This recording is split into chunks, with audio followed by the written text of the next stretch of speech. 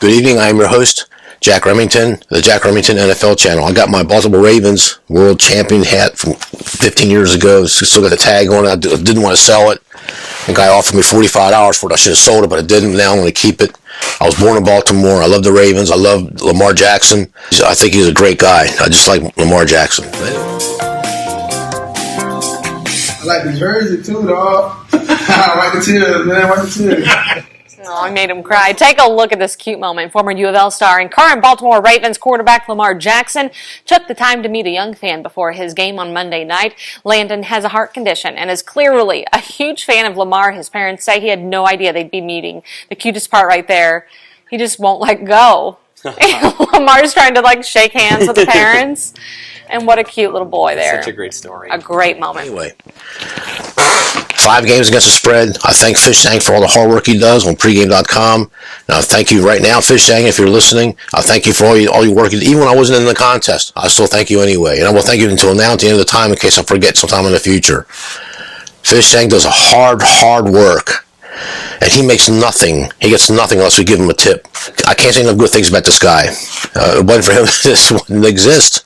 So I thank you, Fish Tank. He does the SUPE. SUPE is the SUPE simulator. It's the Las Vegas Hilton contest, super contest. I used to do that when I was going to Vegas every week, but I can't go to Vegas anymore, or at least for the time being. And I'm not making excuses, but my wife had 2 strokes in February, and I canceled everything, and I got some of my money back. Didn't get it all back, but anyway. We're going to get to the picks. 5 games against the spread, and I got medals associated with this. So the first game, keeping them in order, the first game on the Fish Tank's SUPE Simulator board is we're going to take the New York Giants +6. They're at the Washington Commanders. I love the Giants front 7. I mean, those guys are good. I know they only won a handful of games last year, but you know what? And then everything, Jaden Daniels, Washington, they're the oldest team in the NFL, and they're built to win right now. Okay, and this is Jaden Daniels' second year. I always bet against his sophomore jinx. He's going to have a down year this year, and I think I'm pretty sure I picked Washington to go under whatever season total was, and I have it on the other video. I almost took the Giants to win over 5.5, but they got the toughest schedule in the NFL, and I don't know how they drew that tough schedule. They're only winning a handful of games last year, but still, and Dayball's on the hot seat. I still think he's a pretty savvy, crafty, sneaky coach. He'll win a game or two with his moxie, steal a game here and there, and he might steal a game this Sunday, which will help extend his thing here. But I can see them being 1-6 even if they win this Sunday, because they had a murderer's row the first half of the season. And the Giants have Russell Wilson as their quarterback, but everybody play Jackson Dart. Well, I didn't watch much preseason at all, and all my friends keep telling me, all my football associates keep telling me that Jackson Dart's the real deal, and they would like to see him play. Well, okay, but I think Russell Wilson's he's a Super Bowl winner. He's got experience, and if he's got anything left in the tank at all, he's going to move the ball on this bad Washington defense. I'm picking the better defense, and I'm betting against the second-year sophomore jinx quarterback. I love Jaden Daniels. Don't misunderstand me. I think he's great. He's going to be great. I hope he lasts. I hope all the NFL players have all success. But at some point, the chaff's going to fall off the rod. So we're taking the New York Giants +6. Road dog, division rival. Game number 2, we're taking the Cleveland Browns +5.5 against the Cincinnati Bengals. Cleveland's home, but Cleveland played them tough twice last year, and they were ahead in their home game for the longest time until Joe Burrow, zing, they got them, and the wheels came off. They only won 3 games last year, and we picked the one when they beat the Ravens, and everyone, the pregame guys, how'd you pick that game, So I got to find those posts and put them in the next video. They were just shocked that I picked the Browns. And the Browns, if I was in Vegas, I'd be doing the same thing, put a sprinkle on the money line. Division rival, they're home. Home dogs do well week 1, traditionally. But dogs in general, now last year was an anomaly where the favorites just pounded most of the dogs. I got 3 dogs on my ticket and 2 favorites. And I usually pick dogs, but you know what? I need to pick the 5 best games, 5 winners.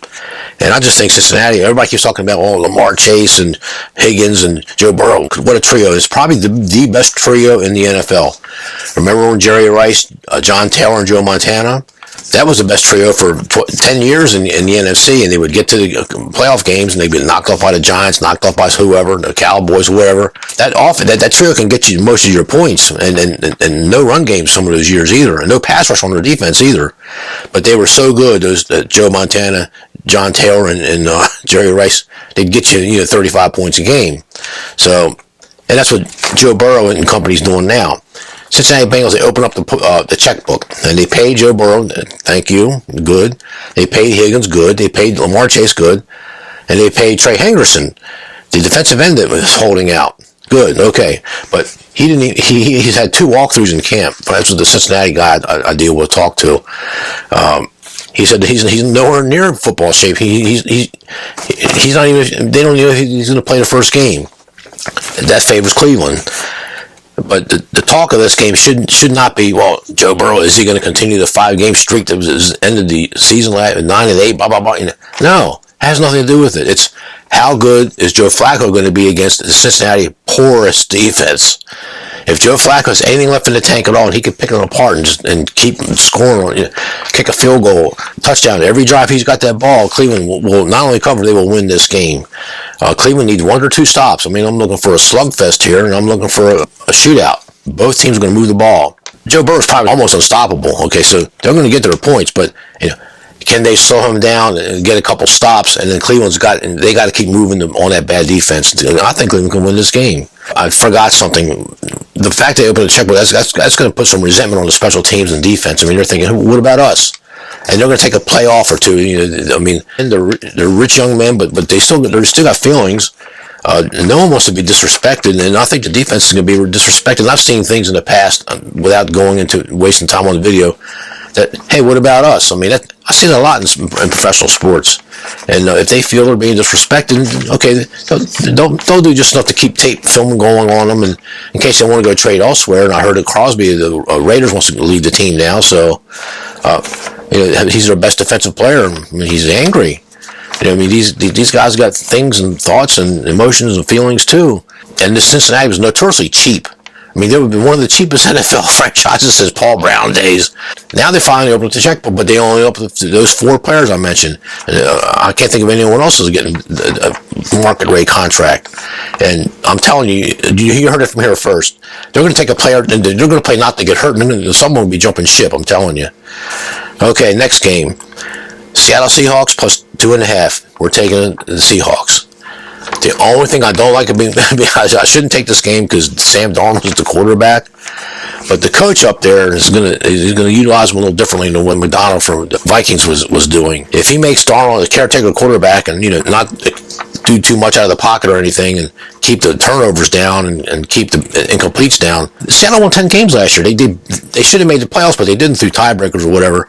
I mean, Seattle's got a decent team, and they got a decent defense. Seattle's going to stop that hobbled 49er offense, and I'm going to talk about the 49ers for a second. The camp reports, the Cincinnati Bengals, San Francisco 49ers, and Miami Dolphins have had bad camp reports, and New England's got a mixed bag. Some good, some bad. The Raiders, a little bit of bad. Bad camp reports. I mean, you got to pay attention to that. I mean, in Miami is a near mutiny against a coach down there. He's on the hot seat. Sometimes Colts coach is on the hot seat too. So that'd be an interesting game, but I didn't play it. I just think Seattle's they're getting 2.5. I'd like to get 3, but the line's been steady. It's not moving. And the 49ers, they paid Brock Purdy this big contract. Have you ever seen him complete a ball 50 yards or 60 yards like a Peyton Manning or a Tom Brady or a Drew Brees? No, I mean, he can't make those throws. Dak Prescott impressed me last night. I kept saying he could do it either, but he damn near did it last night against the Eagles. I was impressed. Dak Player gets my player of the game for last night, even in losing effort. He saved that touchdown, that fumble. That was the fastest guy on it. He won a 4-3. No one was going to catch him. Dak Prescott pulled a Ben Roethlisberger and took his one remaining arm and tripped him up, saved a touchdown. Anyway, I just think Seattle's on the way up, and I think the 49ers, they only won 6 games last year in an injury-riddled season. And my wife is a big 49ers fan. She loves to go up there and watch 49ers. I mean, that's her favorite football team. But you know what? I just think Seattle's got too much, and I think they're going to expose the 49ers for Shanahan is bad move. I keep telling everybody how Shanahan is, and he should have 3 Super Bowl Lombardi trophies to hold up. He has 0. Okay, he will never win a Lombardi. You heard it here first. Well, you've been hearing it for 5 years. Okay, next game. We're taking the Green Bay Packers minus 2.5. They're hosting Detroit Lions. Everybody and their great-great-grandmother from the Civil War days is betting on Detroit. The tickets are overwhelming, and I just think Green Bay, Jordan Love's non-throwing hands got that thing on it, but that's not going to stop him from zinging and zagging against a Detroit shaky defense. Detroit Lions set the NFL record for having most starters injured in one season since the 16-game schedule expanded in 1976. Now, I may have mentioned it in one of my other videos, but Detroit's coming back. But the Detroit Lions, Minnesota Vikings, and Kansas City Chiefs are the three teams that ended in big thuds in playoffs and Super Bowl. Those teams don't do well, and the hangover is real with these other teams. And I just think that Detroit's going to come out flat, and I mean that's a traumatic loss they had against the Commanders that I got wrong in the playoff game. I mean, the Commanders smoked them. The lack of depth, it's beyond the Campbell's coach, his capabilities, and I like that coach. I mean, I think he's done wonders with this Detroit Lions team. But you know what? They're going to take a step back this year. They're not going to win the 15 games this year like they did last year. I went over that in the other video. Rarely get back in that high echelon of even 900 ball. It's just one team did it. The New England Patriots between 2002 and 2003.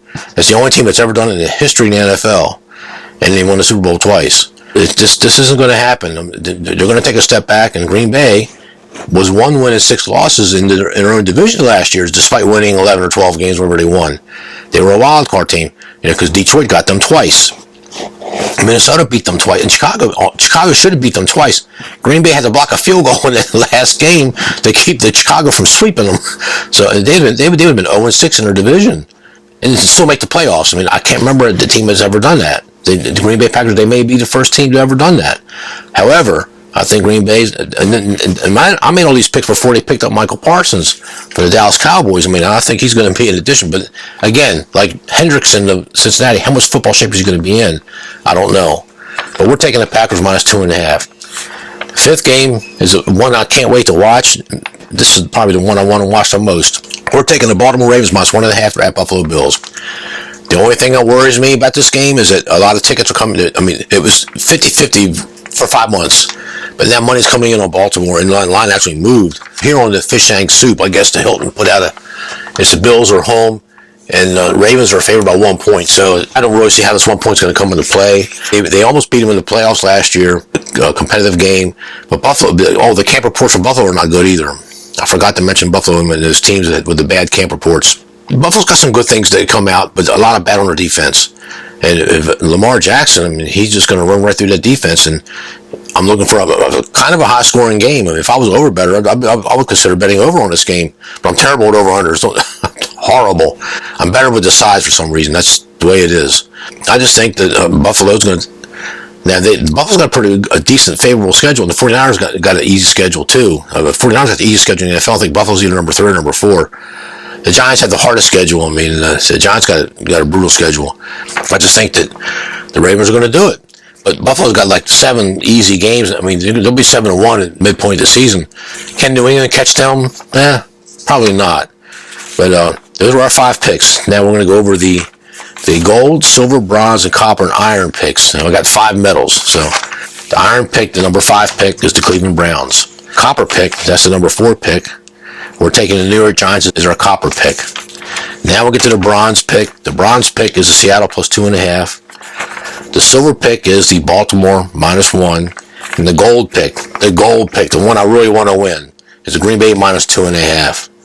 So, it's a great game last night. I give Dak Prescott player of the game, even though in a losing cause, he saved that touchdown. I'm going to have the Eagles money line. I'll put that, if I can, when I'm doing editing, I'll put that up there for this video. And I did the one bet. I couldn't get to the cell phone. I couldn't get to the computer for the halftime. Then the game was delayed, so I was still at work. From what I saw, I thought it was a pretty good game. And then I find out later on, I could see the graphic, I could see the closed caption through the window, that the defensive end for the Eagles got kicked out. He spit on Dak Prescott in practice or some crap like that. Hey, come on, Eagles, come on. And I don't think they sacked Dak Prescott one time. I haven't looked at the box score, but I saw Dallas sack Jalen Hurts once. And both teams look good on offense and good on defense and all that other good stuff. But Philadelphia, the defense, it wasn't as good as it was last year. They've lost some pieces. And Dallas, they looked a lot different from what they did last year. I don't know if Jerry Jones put the fire on her in the locker room. I don't know what he did. So I haven't done any research on that or any reading or anything. I haven't talked to my Dallas friends. So Dak Prescott gets my player of the game for that game last night. Tonight's game is the Kansas City Chiefs versus the Chargers, and the line went up. It's Kansas City minus 3.5, but I already made my picks, and anyway, thank you. Sorry it was a long video. Along with the NFL, always great day to be an American, and you can tell I'm out of shape. Football players are out of shape. I'm out of shape with the videos. Thank you. Stay tuned for the next video.